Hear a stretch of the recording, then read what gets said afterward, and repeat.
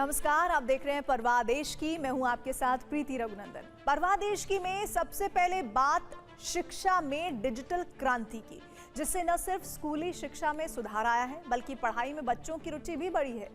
एक वक्त था जब सरकारी स्कूलों से ब्लैक बोर्ड और चौक से पढ़ाई की तस्वीर आती थी, लेकिन अब दौर बदल चुका है। Smart TV, projector, digital board, animation और ई कंटेंट ने क्लासरूम और पढ़ाई लिखाई को पूरी तरह से डिजिटल कर दिया है।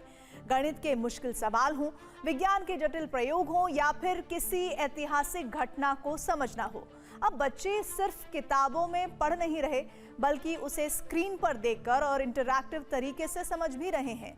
आखिर कैसे राष्ट्रीय शिक्षा नीति 2020 ने तकनीक को शिक्षा की गुणवत्ता और सीखने के अनुभव को बेहतर बनाने में महत्वपूर्ण भूमिका निभाई है, हमारी इस रिपोर्ट के जरिए देखिए।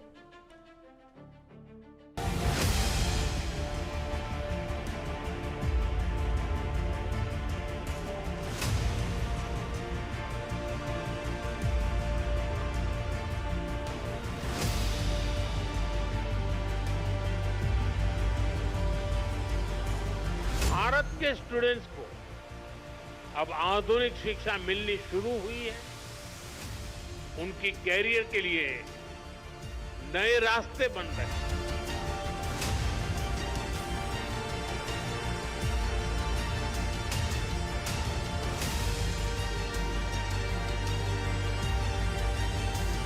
एक और हम एजुकेशन इंफ्रास्ट्रक्चर को मॉडर्नाइज कर रहे हैं, साथ ही शिक्षा व्यवस्था को भी आधुनिक जरूरतों के हिसाब से ढाला जा रहा है।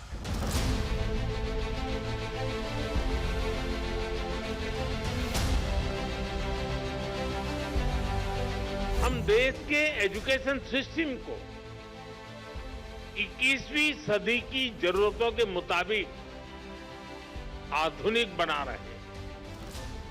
देश में नई नेशनल एजुकेशन पॉलिसी लाई गई है। इसे शिक्षा के ग्लोबल स्टैंडर्ड्स को ध्यान में रखकर तैयार किया गया है।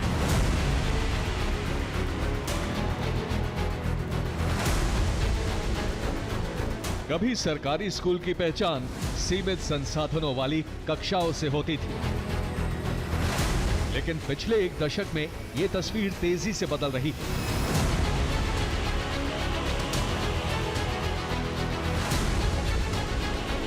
नई शिक्षा नीति के तहत पूरे देश में बच्चों को स्मार्ट बनाने के लिए स्कूलों में स्मार्ट क्लासरूम का निर्माण तेजी से किया जा रहा है।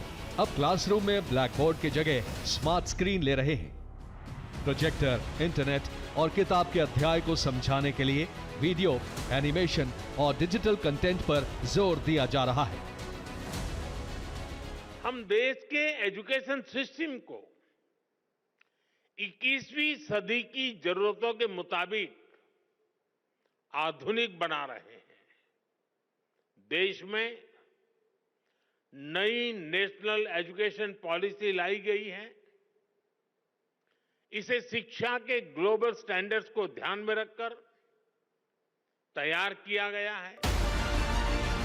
स्मार्ट क्लास की वजह से अब शिक्षक सिर्फ बोर्ड पर सवाल लिखकर समझाने के बजाय स्क्रीन पर पूरा कॉन्सेप्ट दिखा सकते हैं।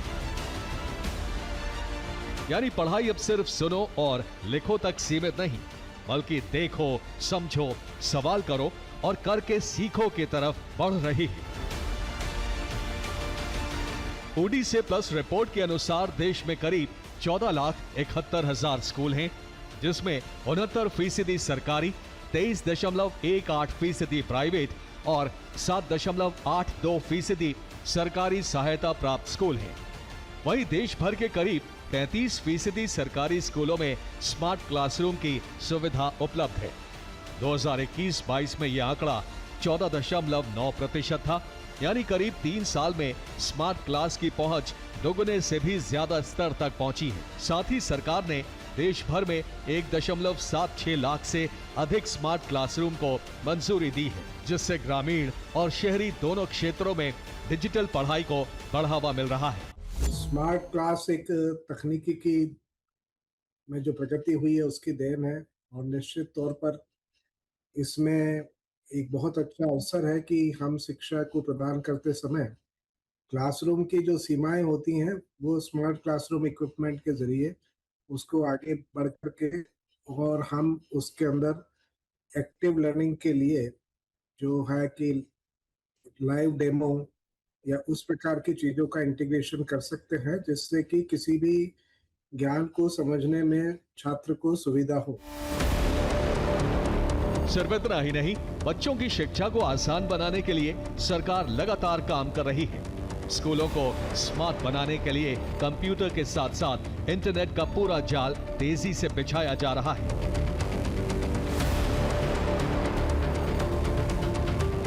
साल 2014-15 तक देश के केवल 26.4% स्कूलों में कंप्यूटर उपलब्ध थे और इंटरनेट की सुविधा तो इससे भी काफी कम, सिर्फ 9% तक सीमित थी। लेकिन ये तस्वीर तेजी से बदली है। शैक्षणिक वर्ष 2025-26 में देश के 69.9% स्कूलों में कंप्यूटर की सुविधा और 67.4% स्कूलों में इंटरनेट की सुविधा उपलब्ध है। यानी डिजिटल इंफ्रास्ट्रक्चर का विस्तार सिर्फ स्मार्ट क्लास तक सीमित नहीं है, पूरे स्कूल इकोसिस्टम में बदलाव आया है। दरअसल स्मार्ट क्लास की असली ताकत स्क्रीन में नहीं, बल्कि उसके इस्तेमाल के तरीके में है। एक अच्छा शिक्षक डिजिटल कंटेंट को अपनी पढ़ाने की रणनीति के साथ जोड़ता है। पहले कॉन्सेप्ट समझाता है, फिर वीडियो दिखाता है, फिर बच्चों से सवाल करता है और अंत में असेसमेंट के जरिए देखता है कि बच्चे ने कितना समझा और सीखा। बच्चों की समझ निश्चित तौर पर बढ़ेगी अगर इसको प्रभावी ढंग से इस्तेमाल किया जाएगा, तो बच्चों की समझ ही नहीं, जिज्ञासा बढ़ेगी। शिक्षा का मुख्य उद्देश्य मेरे हिसाब से यह है कि उनमें जिज्ञासा की भी वृद्धि होनी चाहिए। तो जब वो कोई चीज़ घटित होते हुए क्लासरूम में देखते हैं कि मान लीजिए कोई प्रयोग है, वो प्रयोग संपादित होते हुए देखते हैं और उनके मन में कोई प्रश्न उठे और वो प्रश्न वो शिक्षक से पूछें और शिक्षक उसी प्रेजेंटेशन के दौरान उनके प्रश्नों का जवाब दे, तो निश्चित तौर पर छात्रों को अधिक फायदा होगा। अगर राज्यवार स्मार्ट क्लासरूम की बात करें तो केरल, पंजाब और दिल्ली जैसे राज्य डिजिटल बुनियादी ढांचे में सबसे आगे हैं। केरल में 100% स्कूलों में स्मार्ट क्लासरूम की सुविधा उपलब्ध है। चंडीगढ़ में 93.5% स्कूलों में स्मार्ट क्लासरूम उपलब्ध है, जो प्रतिशत के मामले में केरल के बाद दूसरे स्थान पर है। पंजाब में 81% स्कूल स्मार्ट बन चुके हैं। दिल्ली में 74% स्कूलों में स्मार्ट क्लासरूम चल रहे हैं। वहीं गुजरात में 61.3% स्कूलों में स्मार्ट क्लासरूम की सुविधा है। स्मार्ट क्लासरूम की वजह से अब शिक्षा के क्षेत्र में क्रांतिकारी बदलाव आ रहे हैं। बच्चों के कंधों से किताबों का बोझ कम हो रहा है। अब ग्रामीण क्षेत्रों से लेकर सुदूर इलाकों में पढ़ रहे बच्चों को स्मार्ट शिक्षा दी जा रही है। उन्हें स्मार्ट बनाया जा रहा है, जिसका असर यह हुआ है कि छात्रों के नामांकन में औसतन 22% की वृद्धि दर्ज की गई है। एनिमेटेड वीडियो और 3D विजुअल से पढ़ाई आसान और दिलचस्प हुई है, जिसने अभिभावकों का भरोसा बढ़ाया है। डिजिटल गतिविधियों के कारण स्कूलों में बच्चों की उपस्थिति भी सुधरी है। स्मार्ट क्लासरूम इक्विपमेंट में मैं सेम चीज को, अगर कोई डेमो जो पहले रिकॉर्ड किया गया है या कोई भी इस तरह का प्रेजेंटेशन है जो कि स्टैटिस्टिकल है, ग्राफिकल है, इमेज जिसमें है, उनके जरिए मैं चीजों को बेहतर ढंग से कम्युनिकेट करके और छात्रों को समझा सकता हूँ।